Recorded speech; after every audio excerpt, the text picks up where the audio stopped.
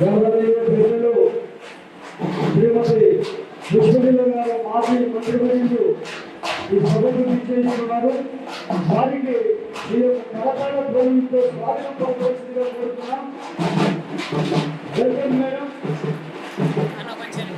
అంటే రోజు రోజుకు మీరు రాకపోవడం, ఇక్కడ ఉండకపోవడము అలా చూస్తుంటే నిజంగా ఇక్కడ సంఖ్యాపరంగా అన్నవాళ్ళు చెప్తా ఉంటే కూడా బాధేస్తుంది నిజంగా. కానీ నేను ఒక సంతోషం కూడా పడుతున్నాను.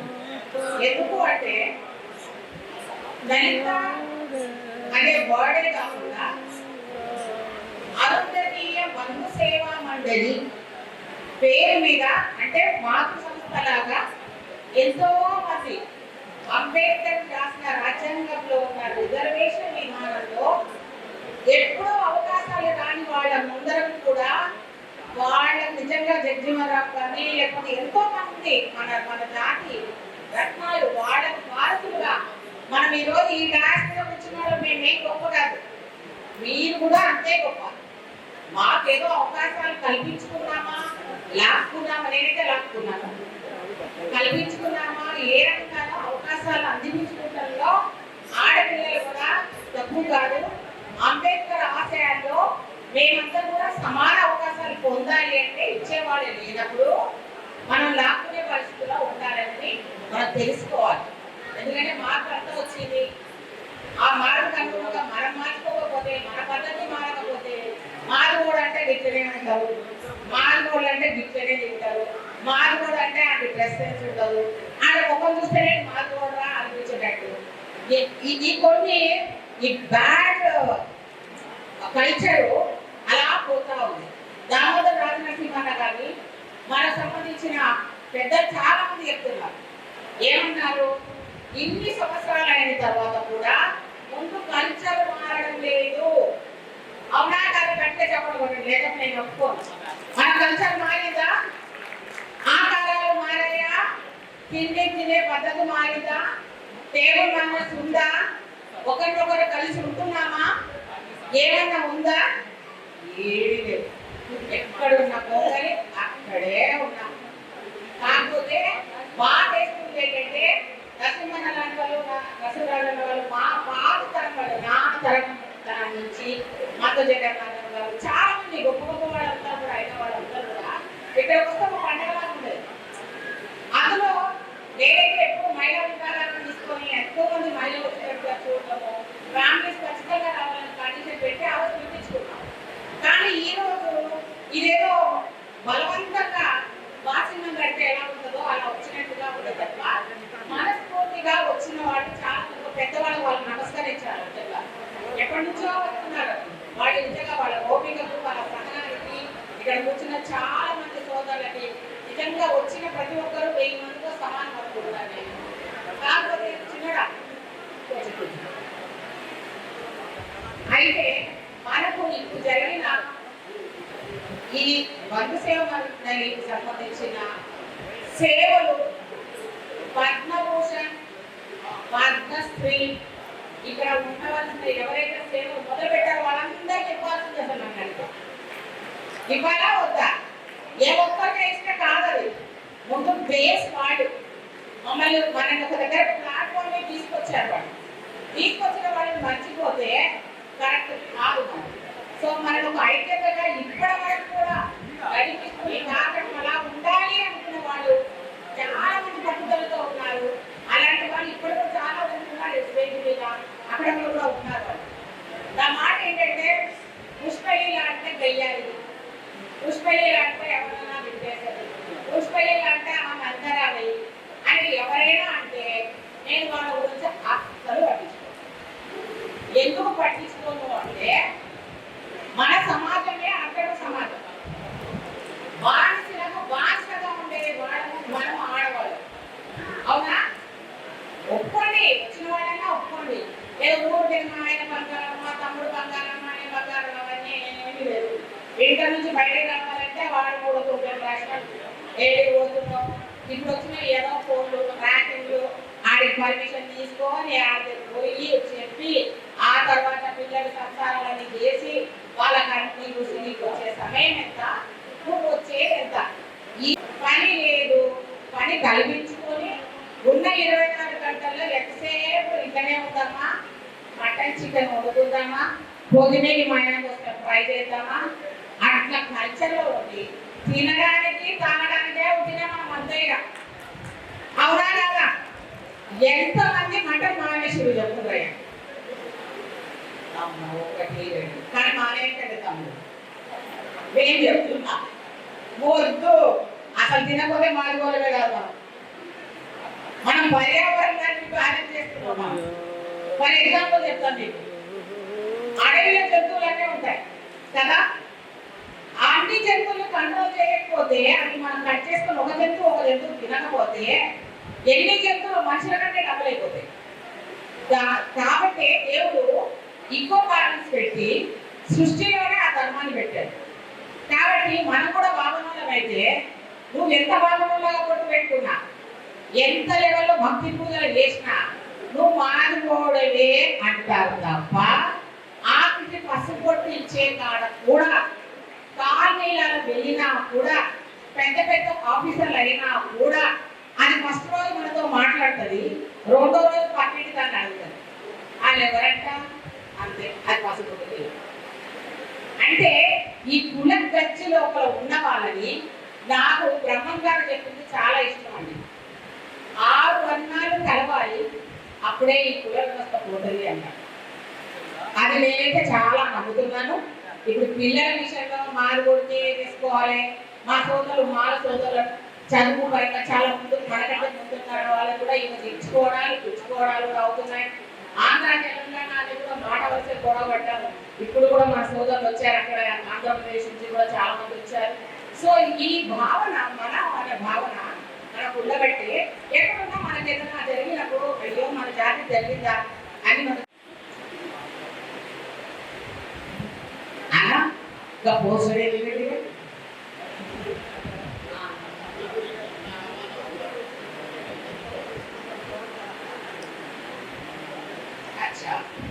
అచ్చా గుంటూరు కావాలి కాబట్టి వామన అవతారం పెట్టారా? అయ్యో సరే, అక్కడ కిందమైన తెలుసా మనకి? తెలుసా?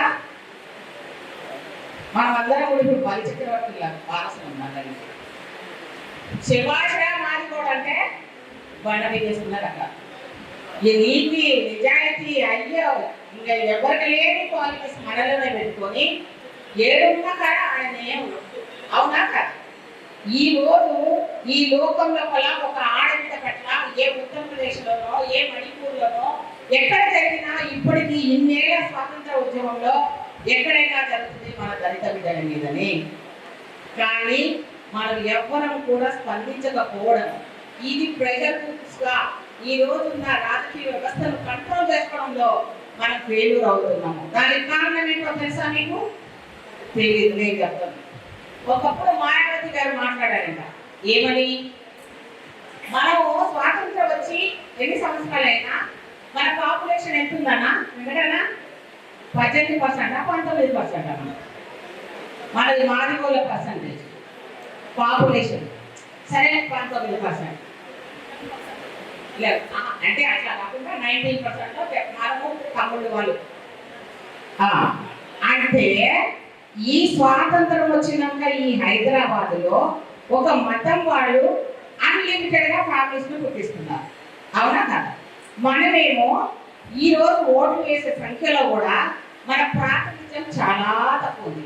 ఒకప్పుడు మాయావతి గారు ఎక్కువ మంది పిల్లలే కదండి అంటే ఆ రోజులో కాంట్రవర్సీ చేశారు. ఇప్పుడు ఈ మహానాయకుల పార్టీ ఏమన్నా, నేను ఇక్కడ పార్టీ గురించి మాట్లాడాను, అస్సలు మాట్లాడండి. ఎవరికి మన మీద ప్రేమ లేదు. చెంచాన్ని చేయడము, జీవుడు జరగడము, వాళ్ళ కాళ్ళ కడ మోచేతులు బాగా దృష్టిగా నీకు ఎవరు మోచిస్తాడు. అలాంటివి నాకు వద్దు అనుకునే ఫైట్ చేస్తూనే ఉంటా. వాడెవరు మనకు గుర్తు పెట్టడానికి? మన జనాలు, మన జాతి, మన బిడ్డలు వాడి ఉన్నతిని తీసుకుపోవడానికి మనం కష్టపడి చేసేస్తున్న ముందుకు వెళ్తున్న వాళ్ళము చాలా మంది ఉన్నాం. అందులో నేను కూడా అదే అనుకుంటాను, వాళ్ళు మనం చూసి భయపడుతున్నారా? అందువల్లే మన లాంటి వాళ్ళకి ఇంకా చదువుకోకపోతే చదువుకోలేదన్నారు, చదువుకున్న తర్వాత అమ్మో చాలా ఎక్కువ అంటున్నారు. కాబట్టి ఎలాగైనా సరే మనకు అవకాశాలు ఇవ్వడం లోపల చాలా నష్టపోతున్నాం. పాపులేషన్ పెంచండి అని చంద్రబాబు నాయుడు లాంటి వాళ్ళు అంటున్నారమ్మా, మీరు గమనించారా? పేపర్ చదవగలమా? వద్దు లేస్తే గిన్నెలు చెవులు. అవునా? పూర్వాన్ని చెవులను పెట్టి చెప్తారు ఎప్పుడా అంటే ఆడి నీకు పొమ్మకో నీకేం చూసి అంటాడు. లేకపోతే మన అమ్మలు మన అక్కలు ఆ సీరియల్ పద్యమాల సీరియల్ తీసుకుంటా అదేదో చేస్తుంటే చూసుకుంటూ ఉంటాం. అవునా? ఈరోజు ఎందుకు పాపులేషన్ మనకు పెరగాలి అంటే నేను మీ ఒక సోదరిగా చెప్తున్నాను, మనకు గవర్నమెంట్ ఏ గవర్నమెంట్ వచ్చినా జాతీయ ఆదాయము మనకు సమపాల్లో పంచుకోవడానికి మనం తీసుకోవడం లేదు. మనం ఉన్నది చారణ, అంతేనా? చారణ కూడా లేదు. మనకు వచ్చేది పంచివాడేసరికి మధ్యలో సగం తినేస్తున్నారు. మనకి ఇచ్చే బిచ్చం వేసినట్టు సోషల్ వెల్ఫేర్ హాస్టల్, దుప్పటి ఉంటే సబ్బు ఉండదు, సబ్బు ఉంటే నూనె ఉండదు. ఇవన్నీ వ్యవస్థలో కంటే మనం గవర్నమెంట్ సంపత్తిని తినాలి అంటే ఎక్కువ మంది పిల్లల్ని కనలేదా? అయితే కనమనేది చెప్తే మన దానికి ఒక కండిషన్ పెట్టాడు చంద్రబాబు నాయుడు గారు. ఆయన పిల్లల కంటే పిల్లగానికి ఇంత ఖర్చులు అవుతాయి కదా, ఎడ్యుకేషన్కి కానీ హెల్త్కి కానీ ఫండింగ్ ఇస్తారట. ఏమన్నా అర్థం ఉందా? మనకు ఏమన్నా చైనా లాంటి దేశమైనా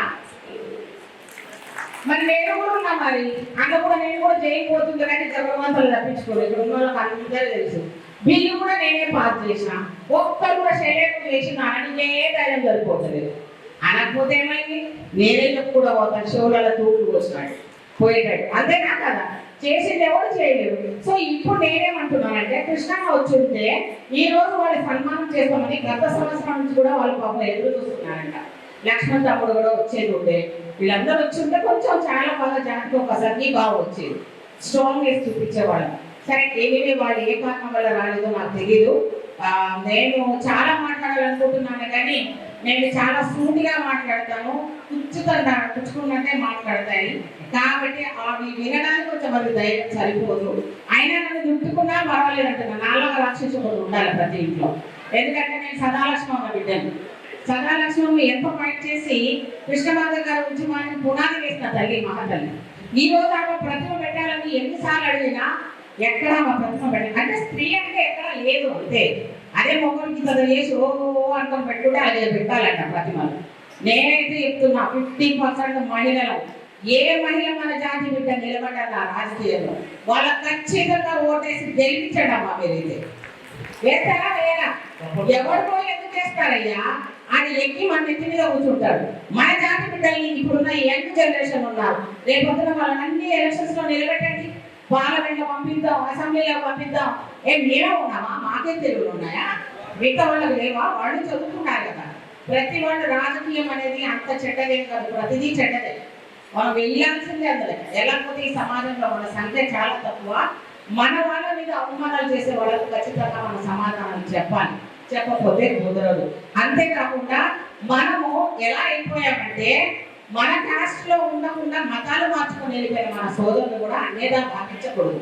మనకు అసలు సిసలైన దేవుడు చరిత్రను తెలియనియకుండా తొక్కి పెట్టారు కొంతమంది. మీకు తెలుసా సంత్ గురు రవిదాస్ గారి గురించి మీకు తెలుసా?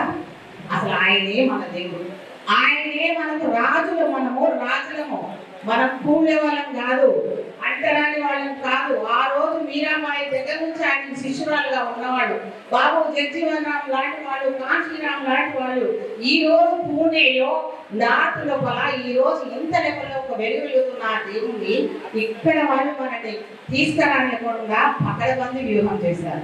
ఒక్కసారి మీకు ఏమైనా టైం ఉంటే ఇక్కడ ప్రమోద్ మహారాజ్ అని ఉన్నాడు. ఆయన ఈ అసలు మనం ఎవరు, మనకేంటి, మన మాలోడమ్మా మాలోడమ్మా, మన వృత్తి ఏంటి? ఎవడు పిలిస్తే ఎవడు అవమానం పడితే పక్కన ఉన్న మతానికి వెళ్ళిపోవడము. అక్కడ పోయినా మళ్ళీ గ్రూప్ లేదు. ఒక చర్చిలో పోతే చర్చిలో గ్రూప్ లేదు, లేకపోతే మతంలో పోతే మతంలో అన్ని మతాలలో ఉన్న ఎవరైనా సపరేట్గా చూసే తప్ప మనకి దీన్ని చేయటం లేదు. కాబట్టి నేను చెప్తున్నానంటే మగవాడికి ఉన్న స్వేచ్ఛను ఆడవాళ్ళకి ఇవ్వకపోవడం అనేది ఈ సమాజం చేస్తున్న ద్రోహం. అందువల్ల ఈ మహిళా తల్లిలు ఒక అమ్మగా తన బిడ్డను 100% చదివించే కానీ పెళ్లి చేయాలి. పెళ్లి అనేది క్రైటీరియానే కాదు నా దృష్టిలో. మొగుడు వచ్చినా ప్రాబ్లం లేదు, రాకపోయినా పర్వాలేదు, కానీ నిన్ను నువ్వుగా ఒక లైఫ్లో తీరి చేసుకుంటూ బతకగలిగిన రోజే ఈ జన్మకు సార్థకం. లేకపోతే ఈ సమాజం మనం మొత్తం తొక్కేస్తుంది. ఒకడు మగ రూపంలో, ఒకడు అత్త రూపం, మామ రూపంలో ఇంత చదివించిన మన బిడ్డలను చంపేస్తూ ఉంటే, అత్యాచారం జరుగుతూ ఉంటే ఎందుకమ్మా మనకి అవసరమా? అందువల్ల మనము నిర్ణయాత్మకంగా తీసుకునే చట్టాలు ఉన్నప్పుడు కూడా వాటి మీద చర్యలు లేవు. అందుకనే మన సంఖ్య పెరగాలి. మన అన్నా మీకు అందరికీ 5 నిమిషాలు ఏంది, ఇంతమంది మాట్లాడేది ఒక లెక్క, నేను మాట్లాడేది ఒక లెక్క. మీరు 15 నిమిషాలు ఏం మాట్లాడలేదు, అన్న అస్సలు మాట్లాడలేరు. ఇది మన ప్లాట్ఫామ్ లో కూడా మాట్లాడలేరు. వెనక నుంచి వస్తూనే ఉంటారు, వాపు వాపు వాపు. రాజకీయంలో కూడా గీసే చిట్టీలు చేస్తారు. ఒకడు వచ్చి అక్క మాట్లాడాలి, ఏం మాట్లాడతా ఏమో మేము ఓటు బ్యాంక్ లాగానే ఉండాలి. మీరు చెప్తే ఇంట్లో అయినా బయట చేతుల మీద ఏంది కథ? మాకు మాట్లాడే హక్కులు ఇవ్వండి అన్న. మన జాతి బిడ్డలు మాట్లాడే వాళ్ళు తక్కువ. అందుకని మా వాళ్ళకి ఆ రోషమైనా వస్తుందేమో నేను మాట్లాడితే, మా అన్నదమ్ముల కన్నా వస్తుందేమో, మా తమ్ముళ్ళ కన్నా వస్తుందేమో. తాగుడు మానేది రాయ్యా బాబు, మీకు దండం పెడతారు. మీరు దాగే ఈరోజు రాష్ట్ర ప్రభుత్వ ఖజానా పెడుతున్నారు. మళ్ళీ మీ మీదనే మీరు దాగి చచ్చిపోతే మీ పిల్లలకు పెన్షన్ ఇస్తున్నారు. ఎందుకయ్యా ఆ దుస్థితి మనకు? తాగండి, కొంచెం తాగండి. అవతలోడికి ఎక్కువ తాపించి వాళ్ళ మర్మాలు రుద్దుకోవడం తప్ప అన్ని కలిపి కొట్టే సంస్కృతిని ఒక లేడీస్ కూడా దయచేసి రాలేదు. మీరు మాట్లాడాక గంటలు మాట్లాడండి.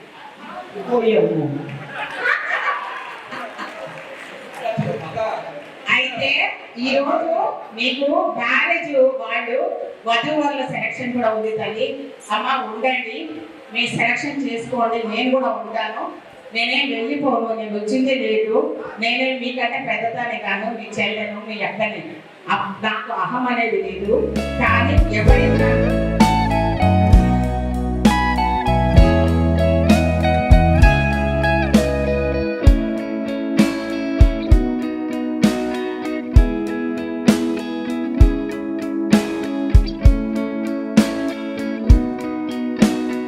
మినిస్టర్ పుష్పలీల మ్యామ్ తోని.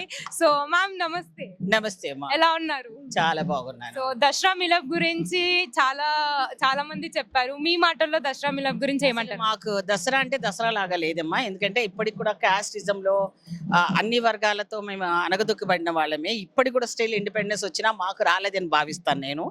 ఎందుకంటే వాళ్ళు అన్ని పండుగల్లో వాళ్ళకి అన్ని రకాలుగా కులం అనుకోండి, డబ్బు అనుకోండి, మనీ, మజిల్ పవర్స్ అన్ని రకాలుగా విలేజ్లలో కూడా మనని అసలు పైకి రానియని వ్యవస్థలో ఇప్పటికి కూడా మేము ఉన్నాం.